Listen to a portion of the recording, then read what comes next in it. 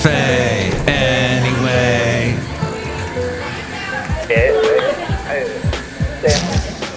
Mike's Daily Podcast. Welcome to the podcast that has been on the internet now for what? Almost 10 years. Mike's Daily Podcast. That's the name of the show. I used to call it The Last Place on Earth, and then I thought, what the heck does that mean? It doesn't have any mirth in the title. It needs some mirth. So I came up with this name, and I hope you like it, even though the starting song is lame. But we learned a lot from this song so far, haven't we? Mike's Daily Podcast. We've learned that lyrics are important, especially with a show Mike's that's called Daily Mike's Daily Podcast. Why does he sing at the beginning of every show? I don't get it. It makes no sense. Well, let me just say that we're going to maybe have a little bit of rain. And I talked to somebody up in Seattle yesterday who runs a radio group up there, and he said, yeah, it's starting to rain again in Seattle. And I go, what, doesn't it always rain in Seattle? And he hung up the phone. And I found out that you never say that to somebody in Seattle because they don't like that. Especially if you're talking to Ann Wilson from Heart, because she lives up in Seattle, I think. And there's Heart, crazy on you, and all I want to do is make love to you. And what about love? Alone, all those great songs. They were up in Seattle. Interesting fact about Ann Wilson is that she did not like the trajectory that her career took. She did not like, well, for one thing, you saw she got pretty heavy. And there was that awful whale joke that used to circulate amongst idiot white men in radio. I being one of them, but I don't think I ever told the joke. I had the joke told to me, but reciting that joke seemed very infantile, so I said no. I'm immature. But Ann Wilson, and I think Ann Wilson's gotten a gastric bypass or something. Whatever she's doing, she's kept the weight down, so. And here's today's podcast picture. The point being, the podcast picture is of Heart. No, it's not. But they were, at the end of the 90s, or at the beginning of the 90s, they were pretty much burnt out with the corporate rock machine that they had become. And they sort of disappeared. They turned into a band called Love Mongers, and they did their own thing. But that's what I learned today. The podcast picture today is some beautiful, what do they call these flowers? I took this today. I was walking around. I was over in Pleasanton. Oh, Basil. I took Basil to Pleasanton a couple of times. Quite a few times. John Madden waved to us. Remember that, Basil, when we walked across that main street in downtown Pleasanton, and John Madden waved to us? It was very nice. He was very impressed by Basil. Great dog, the late great Basil the boxer. So that's where, go see the picture, Mike'sDailyPodcast.com, of pretty flowers that are blooming in California despite the rain. All right.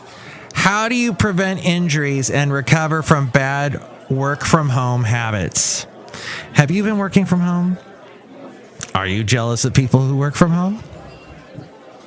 Do you laugh?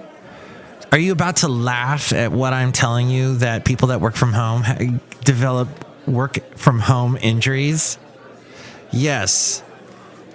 Working all day at home may lead you to be hunched over.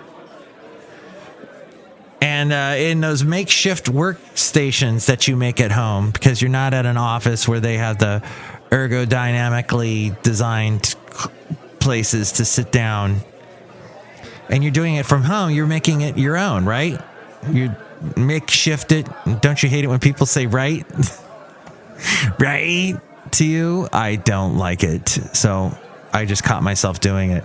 Oh, over the weekend, I was listening to a talk show, and the guy hosts the talk show. He's not that experienced at hosting talk shows, and he's interviewing somebody, and the whole interview, he's doing this.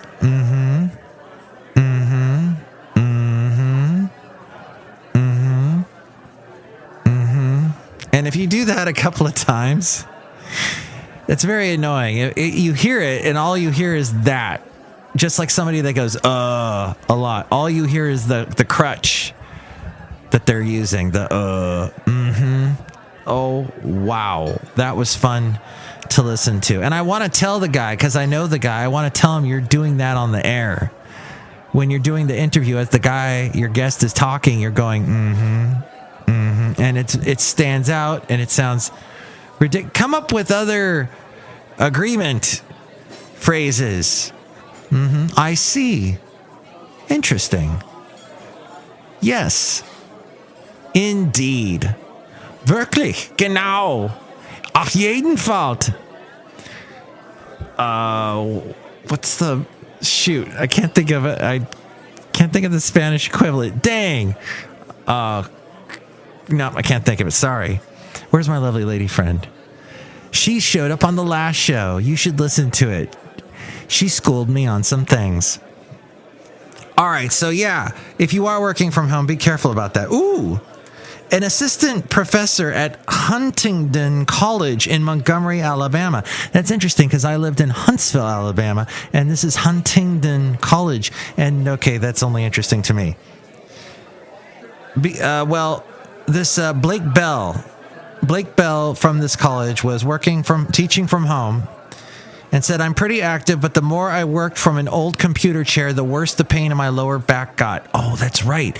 You know what? I had a bad computer chair that I got from IKEA almost 10 years ago. And the COVID started, and I felt like a COVIDiot at home, just staying at home, sheltering in place from the COVID, from the Rona. I hate when they call it that. And then I'm in this horrible chair. I'm working from home in this not beautiful, but horrible chair from IKEA. And it's falling apart. And I've had it for 10 years. As we go outside a cafe anyway, we're bringing Mike's Daily Podcast somewhere in Podcastro Valley.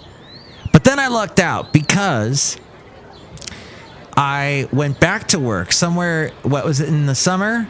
Late summer, we got to work from work again. Everything looked rosy and wonderful. And one day I'm leaving work and there's an office closing up in the building that I'm in. There's a company that has decided to work from home, interestingly enough. So they were getting rid of all their furniture. And you know those situations where you walk by and you go, I'm not a dumpster diver. But then you go, wow, I think I'm going to dumpster dive. And I got a stapler. I got a tape dispenser, and I got a chair, but not a fancy schmancy chair. It's not the one that has armrests, but I don't want armrests. I get in and out of my chairs. You know, I try not to sit in it all day, but it does have a great backrest. I got it for free, and it had hardly been used. It didn't have any weird things on the seats. You know, those weird, you're like, I don't know what that is on the seat of that chair, and I don't want to know. So I lucked out there. Hey, hopefully that's the one good thing about a lot of offices closing up. Of course, you've got to be there at the right day, the right time, and I happen to be there. A guy that I worked with, actually, he recently just got let go, sadly. A guy that I used to work with, he got himself a nice chair with the armrests. He went in because he saw me doing it. He goes, where'd you get that? I go, over there. He went over there and he goes, hey, you got any chairs better than the one that guy just walked away with? And they give him this super nice CEO type chair. Oh, well, now he's got it at his home office as he looks for a job. That was not appropriate. Costco member. Yes, I got this from the Costco connection. Oh, we Blake Ball. What about Blake Ball?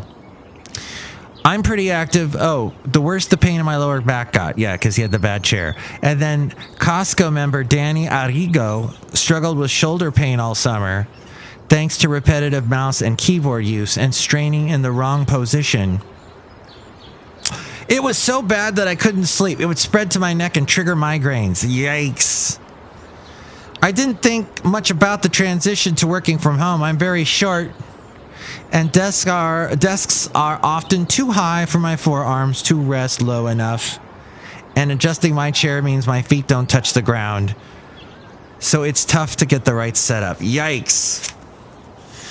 Well, I guess what I'm saying is that working from home when you work can be a chore, and to keep an eye on these things.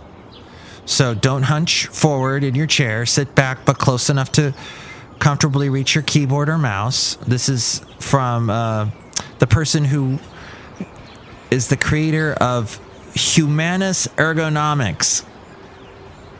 Okay? Alan Hedges' his name. He says, keep your feet flat on the floor. Dangling your feet restricts blood flow. Adjust chair height or prop your feet on a footrest. Rest your digits. Take a typing break by using voice recognition apps. Don't work in bed. Sitting cross-legged or extended with a laptop propped up on your legs will cause you to hunch over, putting strain on your back. And evaluate your workstation and posture. Proper posture. You can also prevent damage from remote workplace setups by improving your posture. Get someone to photograph you working. That's exciting. Is that a podcast picture?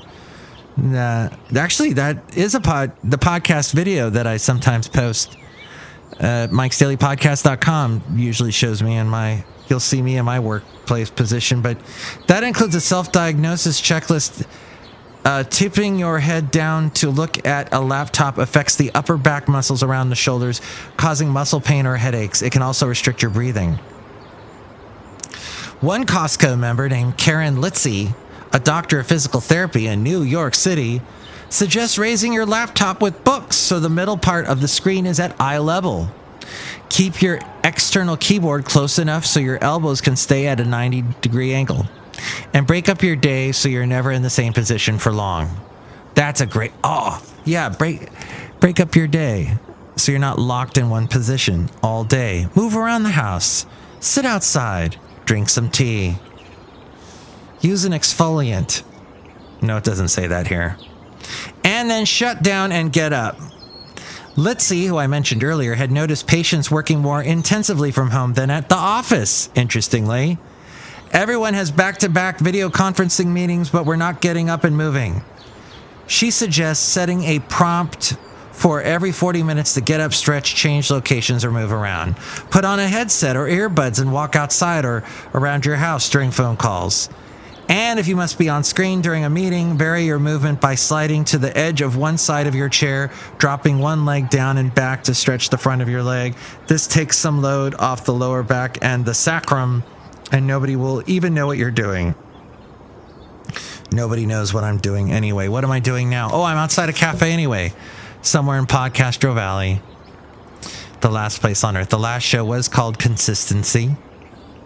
And we have been pretty consistent with doing a podcast. At least we did a podcast 2 days in a row. That's good news. On episode 2197, 2197. Here at the last place on earth, we're outside, somewhere in Podcastro Valley. Cafe anyway. Look who's outside right now. Hello, Mike Matthews. It's Chely Shoehart, gift shop supervisor. Wow, that's a lot of interesting stuff you just said there, Mike Matthews. Yes, thank you to Costco for... Excuse me, I'm bowling. Mike Matthews, why are you bowling outside? Well, that's what Rumpelstiltskin did. Or was it the guys that were up in the sky that were bowling that caused the thunder that... You look lost, Chely. I don't know what you're talking about. That's why you look lost. Look who else is here. Hello, Mike. This is Floyd the Floorman. And this is John Deere, the engineer, Mike. Rumpelstiltskin was the guy that slept like for 2,000 years or something like that. Yes. Kind of like Buck Rogers, Gil Gerard. And he was frozen in that spaceship.